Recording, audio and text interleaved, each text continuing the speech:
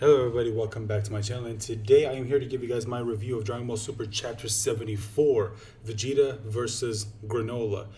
Now, this entire chapter was just one fight, and there's nothing wrong with that, okay? The previous chapter was just one fight, it was Goku versus Granolah, so it only makes sense that this chapter would be Vegeta versus Granolah.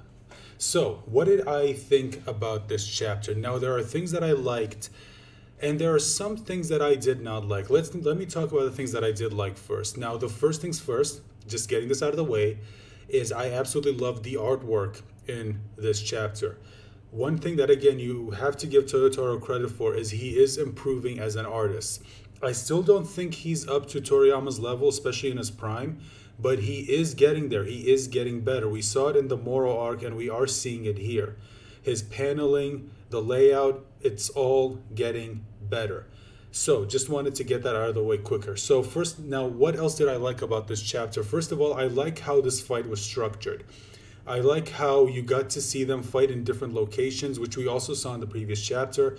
Because one thing that I think a lot of us can admit is that I think a lot of us are kind of tired of seeing Dragon Ball fights happening in, just one place. And it does kind of get a little bit boring after a while. You do kind of wish they would switch up the locations just to give us something different to look at. And not just something different to look at, but they also utilize the environment that they are in. And we do see that in this chapter. We see them fighting in a lake, we see them fighting in a waterfall, and especially during this during the segment in the waterfall, we get to see Granolah bust out a new technique which sort of looks like a bow and arrow, and he even asks Oatmeal for aim assist, which to me I thought it was a little bit weird, because I thought that his eye was supposed to give him like an insanely good accuracy. And especially now that he's powered up thanks to the Cerulean Dragon, it's supposed to be even better than it was before, and yet he has to ask for some aim assist. I just thought that was a little bit weird, but whatever.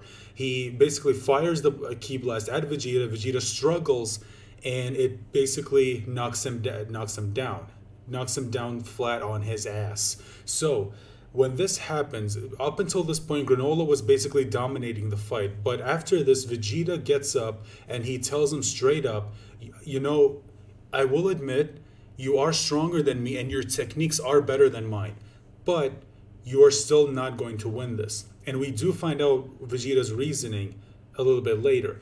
Granolah, of course, doesn't believe him. He thinks he's just, being arrogant. But we do see that there might be some merit to Vegeta's words. So the fight continues, and Vegeta does start to basically gain some ground in this fight. And at one point, he even manages to trick Granolah into destroying the ruins of his city. And Granolah, of course, gets mad at him because that was part of his people's history. And it's even more important now because he's the only one left of his kind. And Vegeta basically says that throughout this fight, I've surmised one thing.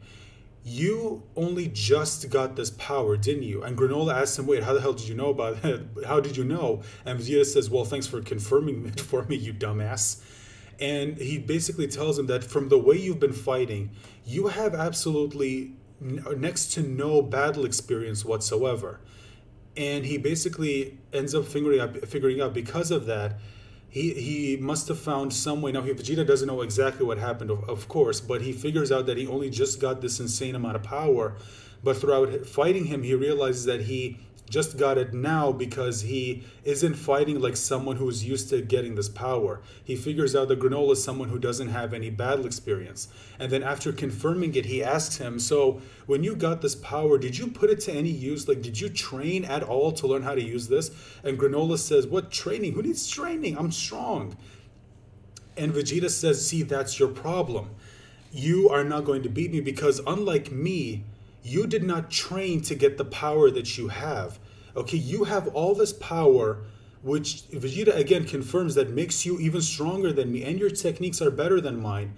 But because you don't have the experience, you don't have the years of experience to back up that power, to learn, that taught you how to use this power, you are not going to win. Now, I'm going to comment on that a little bit, but that's basically Vegeta sort of trying to rile up Granolah.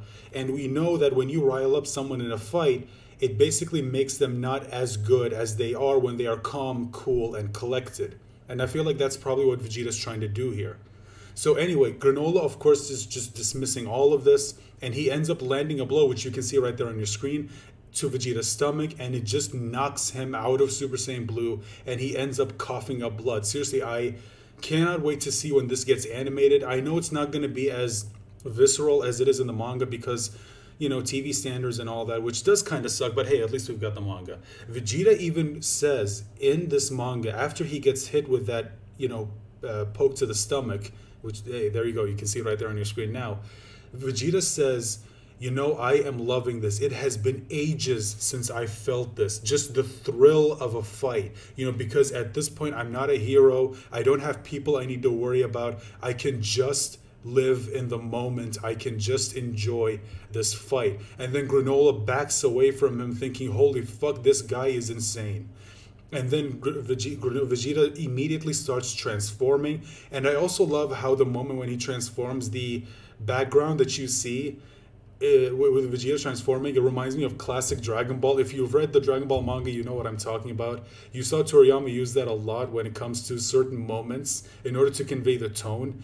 And he just starts to, you see this aura exploding around him. And then Granolah tries to fire Ki Blast at him, but they're just getting disintegrated because later on we know that the energy that Vegeta is using is Hakai energy. Basically the same as what we saw Topo use in the Tournament of Power, at least in the anime version. And if you saw that, you'll know that anything that touches that energy gets immediately disintegrated. So Granolah is in trouble. Now, with this form, I will say, may not make Vegeta stronger than Granolah, but it might give him the edge because Granolah might not know much about Hakai energy. And I feel like this is going to be what gives Vegeta the edge in the fight. You know, because Granolah now can't touch him, how is he going to fight him? You know, he needs to figure out exactly what it is. Now, Vegeta, if you saw the anime, did figure out a way around it, although technically you could kind of call that a plot hole. But whatever. Vegeta did find a way around it, and maybe Granolah will find a way around it eventually. So the fight ends revealing Vegeta's new form, and that's the cliffhanger. Now, what did I think overall of this chapter? Well, like I said, there are things that I liked and there are things that I didn't like. I'll get into the one thing that I did not like right now. Vegeta says that the reason why he thinks he'll win and not Granolah is that even though Granolah is stronger, he doesn't have the experience when it comes to using that power. He doesn't know how to properly utilize it, is basically what Vegeta is telling him. And while I do agree with him, and yes, that does make perfect sense, the reason why I have a problem with this is that Granolah in the previous chapter was fighting Goku. Goku, who, let me remind you, has almost as much experience as Vegeta does when it comes to fighting. And yet he wasn't struggling against Goku until Goku busted out silver-haired UI. So why is it that battle experience only matters now and not so much before, even though the version that Vegeta is fighting is actually the stronger, more powerful version of Granolah, not some clone he created using a portion of his power? That to me is where I'm getting a little bit confused. It's like battle experience didn't matter before, and yet now it's mattering in this fight. Like that's where I think there's a little bit of a contradiction there, at least from what I'm seeing. I mean, maybe I missed something. Let me know, of course, in the comment section. And if you enjoyed this video, let me know about it also in the comment section. And if you did enjoy the video, remember to leave a like, share the video, subscribe if you haven't, ring the bell for notifications, and I hope to see you in the next review. Bye for now.